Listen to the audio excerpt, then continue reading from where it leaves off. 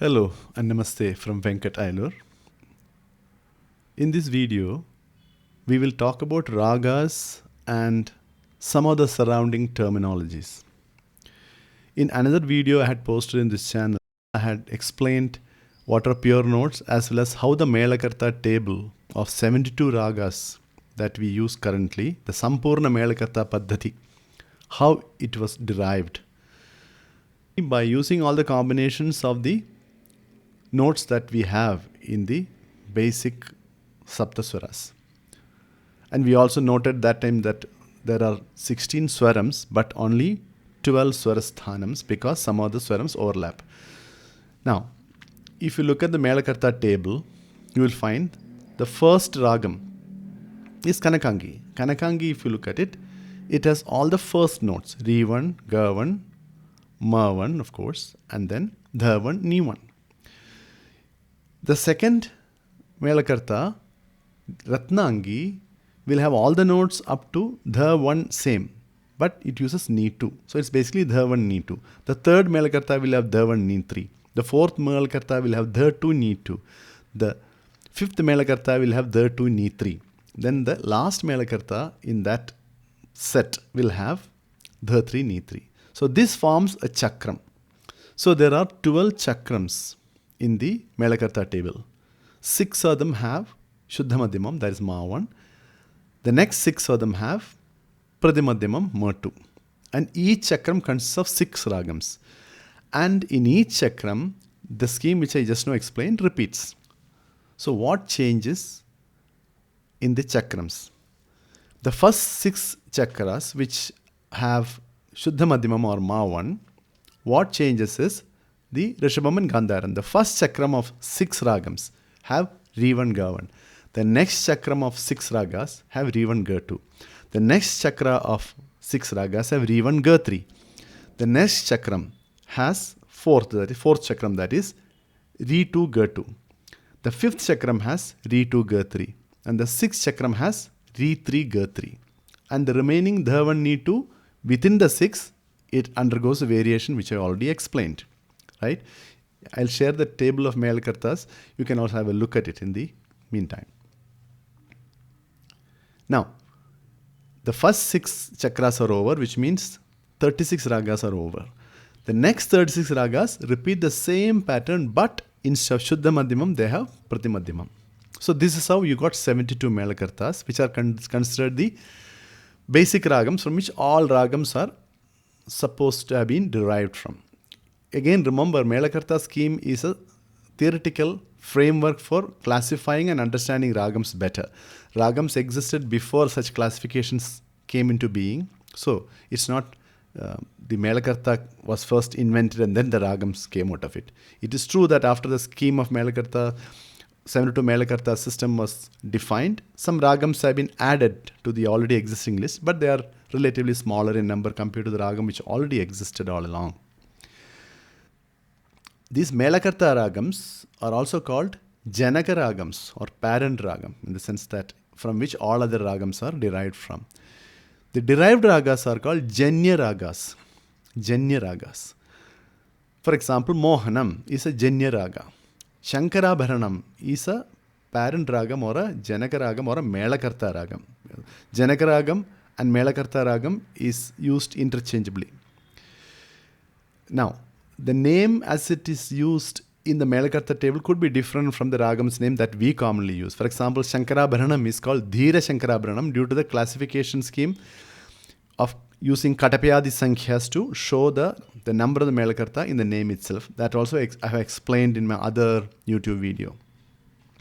So, moving on, we understood what is a Janaka ragam or a Melakarta ragam and what is a Janya ragam or a derived ragam. Once you go into Janya ragams, there are other terms that you will hear. For example, there is a concept of Upangam ragam and bhashangam ragam. What is an Upangam ragam? Upangam ragam is a derived ragam or a Janya ragam which uses only the notes from the parent scale, that is the parent Melakarta's scale. Now, it is to be noted that the Upangam ragam may drop some notes.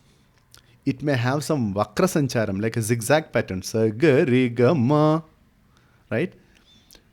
But it is still considered a Upangam so long as it doesn't use any other note than what is found in its assigned parent or a Melakarta Ragam.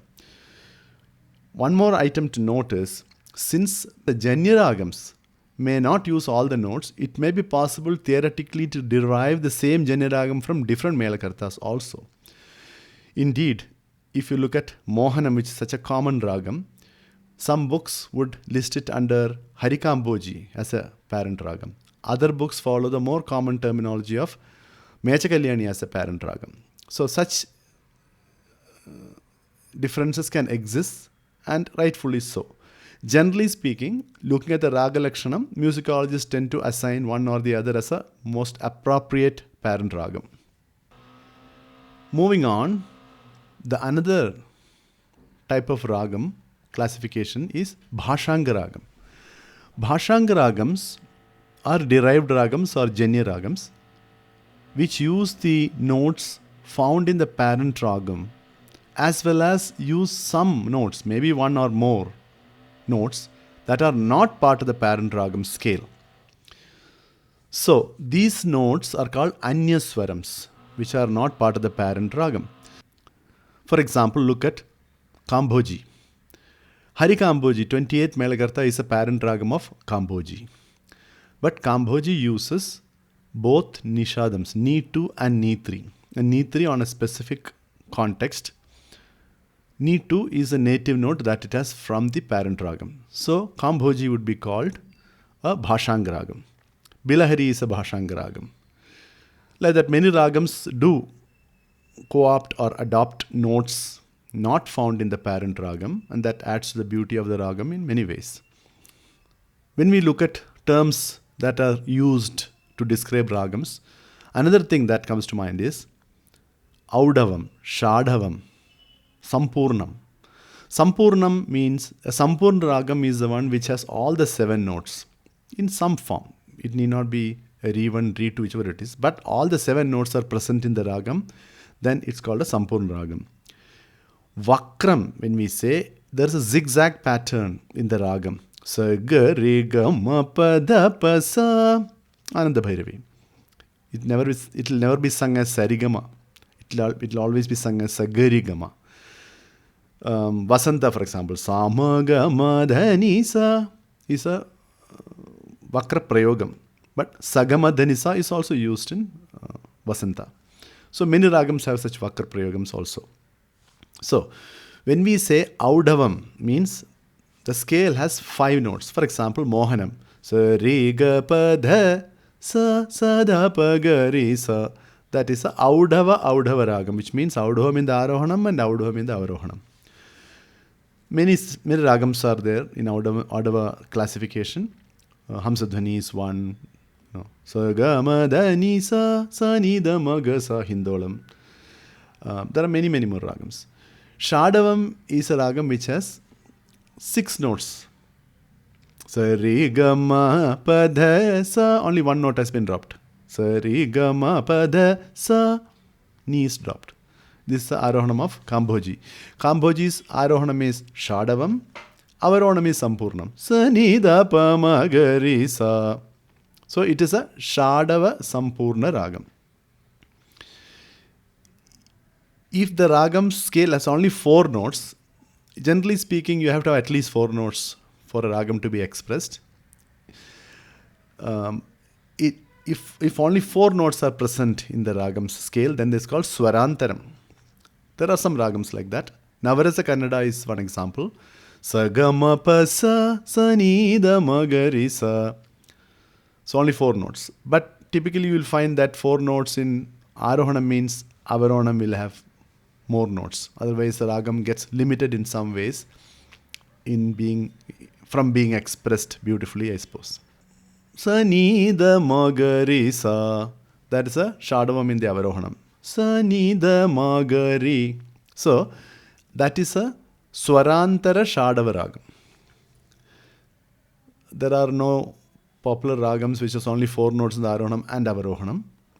Some musicians and musicologists have, of course, come up with new ragams with 4 notes and other interesting combinations. But we are only looking at the traditional ragams which we typically hear and are rendered very commonly. So that's the other element of it. So we saw what is a Audhava ragam, Shadava ragam, etc. We saw what is a bhashangam ragam and Upangam ragam, what does it mean. We saw what is Janaka ragam or Melakarta ragam and janya ragam or derived ragam. A couple of more thoughts before we conclude. Just because we say a particular ragam is derived from this particular Melakarta or the parent ragam, it doesn't mean the notes or the Gamakams applied to the notes in both are similar or same. A janya ragam can have a very different Gamakam compared to the parent ragam, and the usage of note could be very different. For instance, let's take Shankarabharanam, which is called Dhira Shankarabharanam in the Melakarta. We have Hamsadhvani, which is a janyam of Shankarabharanam. We have Bilahari, which is a janyam of Shankarabharanam. We have Arabhi, etc. Each one uses the notes in its own distinct ways. So the relationship between a Melakarta ragam and the janya ragam are not in the context of usage of notes per se. It is just the note that exists in the Melakarta is the same note that is used if you were to just take the note position or the swarasthana. But the Gamakam, how it is used, can be very different. To demonstrate this, look at Shankarabharanam. Sa re ga ma pa dha ni sa ni dha pa ma ga re sa. Right? Now, if I sing Hamsadhvani, sa re ga pa ni sa ni pa ga re sa. Right? Now, if I sing Bilahari, sa re ga pa dha sa ni da pa ma ga re sa. If I sing Arabhi, sa re ma pa dha sa ni da pa ma ga re sa re ma pa da sa ni da pa ma ga re sa. For instance, in Arabhi, the Nishadam and the Gandharam, Ni and Ga, are very light notes which are only handled very lightly. It's never given prominence or dwelt upon at any length. It's basically sandwiched between the other 2 notes which are above it or below it. So such examples, there are many. We may try to go into the little bit more in the intricacies of how the Gamakams are used in a future video. Till then, Namaste from Venkat Tyler.